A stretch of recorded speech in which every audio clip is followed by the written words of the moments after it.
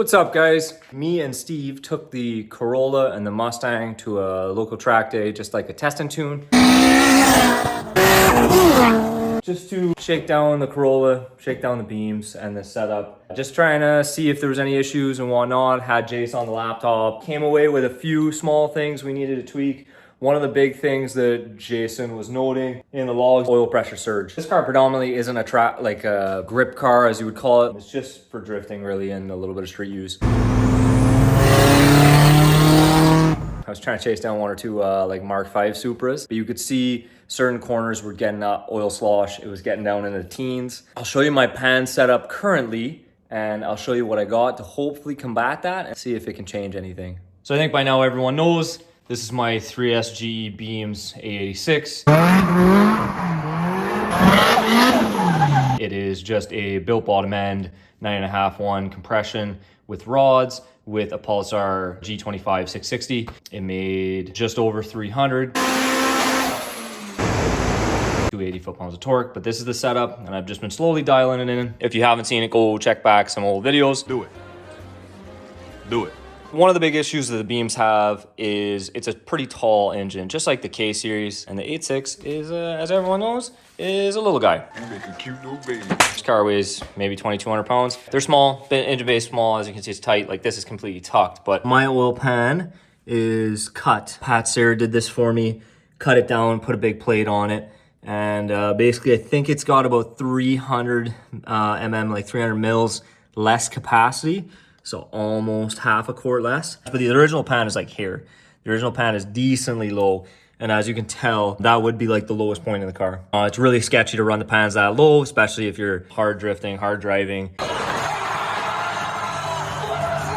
Shortened oil pan. Unfortunately, I've never really logged it to see on track if that was ever an issue. But honestly, I don't think drifting is as bad as track racing. The amount of G's that just me and Steve were pulling around Cayuga trying to get the cars to, you know, dig into corners and get out. I'll show you what I got. This is from Surfab. Let me get all this out of the way. Yeah, so comes with shortened pickup. As you can see, nicely done. Looks nice. Nice. The pan I have in there also has a shortened pickup as well. And here is the pan. Big old windage tray, Surfab logo, and it's basically the same exact size as the cup pan, maybe a little bit bigger than what I have in there, plus these big old wings on the side, which supposedly I think Simon said half a quart more than stock. So a good bit more than what's on there already.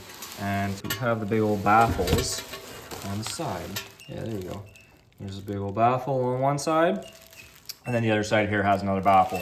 And it works perfect. As the car sloshes one way, opens, the other one closes. Opens, the other one closes. So hopefully that solves my issue. Let's get to it. Drain the oil out of that thing, scrape it all off, take the pan off. Hopefully it doesn't give me any issues in the car. I'm hoping this is easy in the car. Fingers crossed.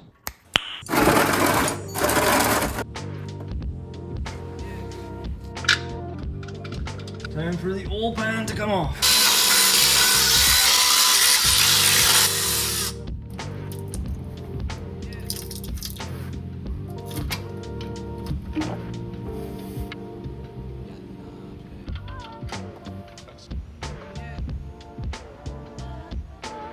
Oil looks good. Some glitter, but very similar to what we saw before. The windage tray is definitely different. Like this windage tray has like these little bump outs. That one's flat, obviously, but way bigger. And what's jokes is when I pulled this off, the amount of oil that still came out the tube, like the pump, I guess, there was a shit ton of oil as I pulled this off. Like you drained it, but then as I pulled the pan off, even more came out. So it was kind of wild. So I realized I, once again, didn't film any of that. It is on. And it looks way nicer aesthetically.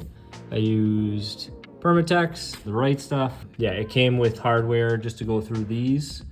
I at first tried to get the stock stuff through. If I can't pull a socket right the way through, how the fuck do I even tighten it once it's up there? And I realized, dummy, there was hardware in the box. So it has Allens that go right up and through. You just use a little Allen head and it goes right up. And you torque it down. So I haven't fully tightened it down yet, just letting it set up a little bit, and then I will go ahead and tighten it down. And then tomorrow, I will fill it back up with fluids. You can see how much bigger it is. Definitely lower than my previous pan for sure. So it is low, nowhere near like the stock pan, obviously. But it is now officially the lowest point in the car. Yeah, you can see it kind of wings right out, which is quite cool. Here's the pan before. So that's my cut pan. And I hope this Surfab pan can take a beating, because this one sure has. Surfab setup is on. It looks really nice, and we'll fill it up with fluids in the morning. Nice and sleek. Even though the right stuff is like 90 minutes, I gave it basically overnight because it sucks to do this stuff again. Moment of truth. Let's fill this bad boy up. Good old Pennzoil 5W40. I use whatever, honestly. Mobile One, Pennzoil, whatever. But 5W40 I like because basically the only time I'm really running this car is in the summer when it's hot, and I'm making this car really hot, so I run the 40 weight. Team says it's 5W30, a little bit more, can't hurt it. Stock, I think they take 5.1 liters, and with the shortened pan, I used to put 5.1 in just to overfill it. I think Surfab said 500 mils more. Oh wow, that's 5 completely, and it's just on a low mark. So you can see, but just on the low mark there. So that's exactly stock. So now it's got a little bit more to go. Oil's all topped up. Got the trusty laptop. I no longer have a mechanical oil pressure sensor. I have the one Jason put in at the bottom. So I'm just gonna plug in and actually see. And it's not reading yet on the Panic dash. Already reads oil temp, but doesn't read oil pressure yet. But they have a ticket with link. Eventually it will. But yeah, I'm gonna go plug in, just make sure we can check, and then I'll start this bad boy. All right, let's try this. Connect to ECU. We have oil pressure in there. You can barely see it.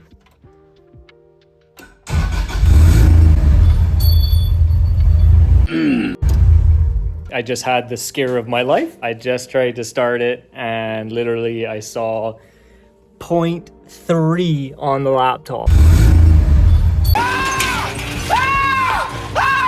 And I got very scared and shut it down. So as you can see, there's my oil pressure PSA and 3, and that was at 0.3 as it kind of idled up, which was scary as shit. This thing takes quite a bit of time to prime. I basically let it crank a little bit more with the coil packs off just to prime it, you know?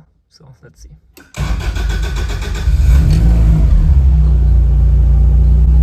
There you go.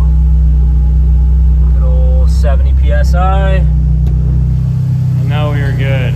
I can tell you for free, that was kind of scary. So took off the cover, made sure you're good. MFD dash, ripping.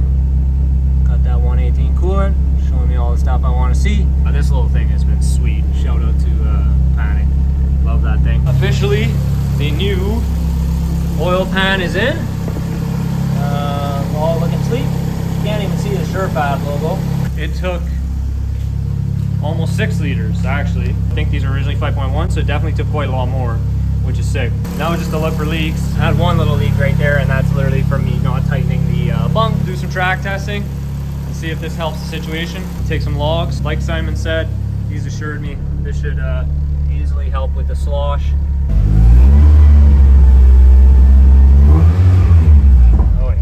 Alright guys, that'll do it for today's video. Thanks for sticking around. Just want to give a big shout out to Surfab for making a good product, and also their shipping. I literally ordered this one weekend, got it the following weekend. Literally when we had the problem at the track, I ordered it up, talked to Simon, and it was here the next weekend. That's it. Shout out the Panic boys, because without that MFD dash, the link, and their sensors, I'm sure shit would have rod knocked this thing the following weekend. So here's your PSA to put sensors on your car. This thing used to have a mechanical gauge, and as great as they are, a really basic setup, I guarantee in mid-drift you're not looking at your mechanical oil gauge. That thing's just gonna drop 0 and you're never gonna notice. So here's your PSA to put a bunch of sensors on your car, wire it in, parameter into your link ECU so it saves you later. A little $50 sensor is gonna go a long way. But yeah, thanks for sticking around. Take it easy.